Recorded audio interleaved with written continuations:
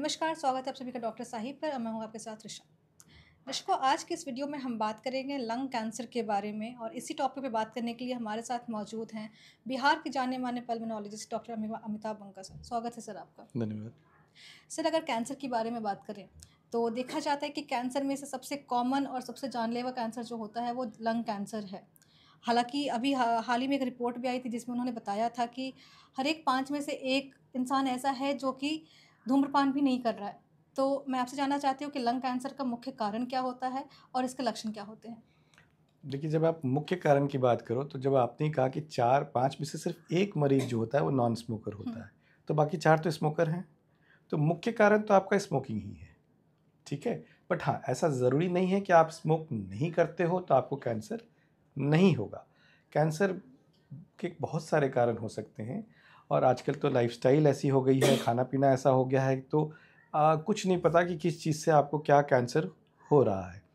Non smokers में जो cancer के कुछ एक कारण होते हैं, एक तो एटमॉस्फेयर से कुछ गैसेस होते हैं जो कैंसर कर सकते हैं। ऑक्यूपेशनल कुछ डिजीज़ेज़ होते हैं, एस्बेस्टोसिस का एक्सपोजर होता है या कुछ होते हैं जिससे कैंसर हो सकता है। आपको रेडिएशन के एक्सपोजर से कैंसर हो सकता है। आपको अगर बहुत पुराना टीबी है, बहुत रेयर है, ये सारे जो पॉसिबिलिटीज़ मैं बता रहा हूँ रेयर है, बट आपको कैंसर हो सकता है। आप स्मोकर नहीं हैं बट आप स्मोकर्स के साथ रहते हैं, आप पैसिव स्मोकिंग भी करते हैं, तो भी आपको कैंसर हो सकता है। तो हाँ, कैंसर का सबसे कॉमन कारण स्मोकिंग है, लंग कैंसर का सॉरी, बट ऐसा नहीं है कि आप अगर स्मोक नहीं करते हैं तो आपको लंग कैंसर नहीं होगा।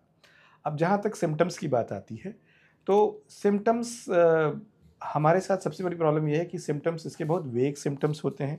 कोई डिफाइंड नहीं होता कि ये सिम्पटम मिल गया तो ये लंग कैंसर होगा इस मरीज को।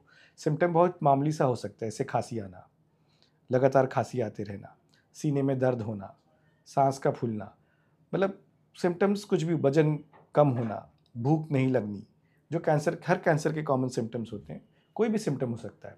प्रॉब्लम यही होता है कि अक्सर खाँसी-वासी के लिए हम लोग अपने लोकल डॉक्टर के पास जाते हैं और कोई भी खाँसी के लिए आपका सीटी स्कैन तो ज़ाहिर-सी बात है नहीं कराएगा। तो हमें तुरंत वो चीज़ का पता नहीं चलता है, जब तक कैंसर बढ़ नहीं जाती है तब तक लोग आते नहीं हैं और पकड़ में कैंसर आता नहीं है।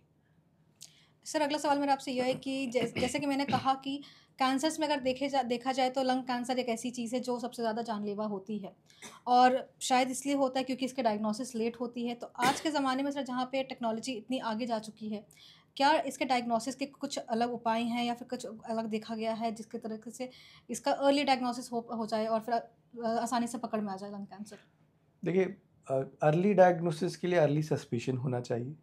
बहुत जैसे हमारे कुछ गाइडलाइंस हैं जिसमें कुछ लोगों के लिए स्क्रीनिंग का प्रावधान रखा गया है कि अगर आप एक उम्र के ऊपर हैं, आप अगर इससे ज़्यादा स्मोक करते हैं तो आपको ईयरली, उसमें जो वर्ड यूज़ होता है लो रेडिएशन सीटी स्कैन, तो वो लो रेडिएशन सीटी स्कैन अभी इंडिया में इतना पॉपुलर नहीं है, पर वो उनको ईयरली कराना चाहिए जिससे उनमें हम लोग जिनमें हाई सस्पिशन हो। अब हम सबको कहें कि आप सीटी स्कैन कराओ तो देखो ये प्रैक्टिकली पॉसिबल नहीं है। तो जिनमें बहुत हाई रिस्क होता है या हाई सस्पिशन होता है या हाई चांसेस होते हैं, उनमें हम लोग कहते हैं कि आप ईयरली स्क्रीनिंग कराओ अपना उसके सीटी स्कैन के द्वारा, लो रेडिएशन वाले सीटी स्कैन के द्वारा। बाकी यही है कि किसी को अगर सिम्पटम्स हैं, परसिस्टेंट सिम्पटम्स हैं, तो हमें उसे नज़रअंदाज नहीं करना चाहिए, हमें उसको तुरंत जांच करना चाहिए। एक सिम्पटम जो मैं और बताना चाहूँगा कि बलगम में खून आना। हुँ। अक्सर जो मरीज आते हैं हमारे पास, इसीलिए आते हैं कि बलगम में खून आ रहा है और अक्सर कैंसर भी उनमें पाया जाता है। तो जब भी बलगम में खून आए तो उसको लापरवाही ना लें, उसको ज़रूर से ज़रूर जांच करवाएँ। सो अगर इसकी प्रिकॉशंस और ट्रीटमेंट की बारे में बात करें तो देखा जाता है कि अक्सर लंग कैंसर में हमेशा मरीज़ जो होते हैं उनको इंजेक्शन लेना पड़ता है, कीमो लेना पड़ता है। तो आज के ज़माने में क्या कुछ ऐसी सुविधा आई है, क्या कुछ ऐसे नए दवाइयाँ आई हैं जिसको लेने से लंग कैंसर क्योर हो सकता है या फिर उसको ट्रीटमेंट किया जा सकता है? देखिए, क्योर तो मैं अभी भी नहीं कहूँगा कि शायद हम लोग 100% क्योर नहीं कर पाते हैं, बट हाँ, आज के दिन टेक्नोलॉजी भी एडवांस हो गई है, हम लोग प्रॉपर डायग्नोसिस कर पा रहे हैं, हम लोग बहुत सारे म्यूटेशन के स्टडीज़ कर पा रहे हैं जिसको हम लोग टारगेट करके थेरेपी देते हैं, तो उससे लाइफ बहुत प्रोलॉन्ग हो जाती है।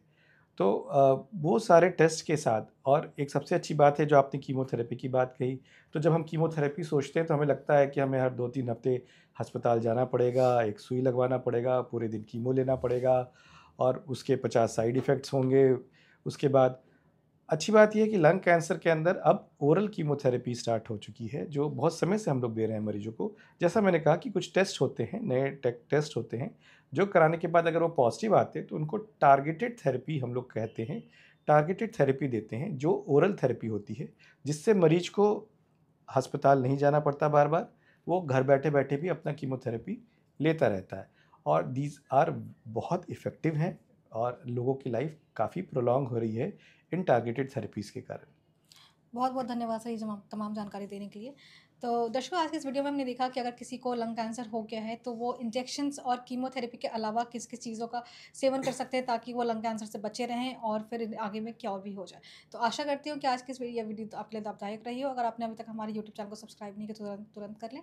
साथ ही हमारे फेसबुक पेज को भी लाइक करें। वीडियो देखने के लिए धन्यवाद।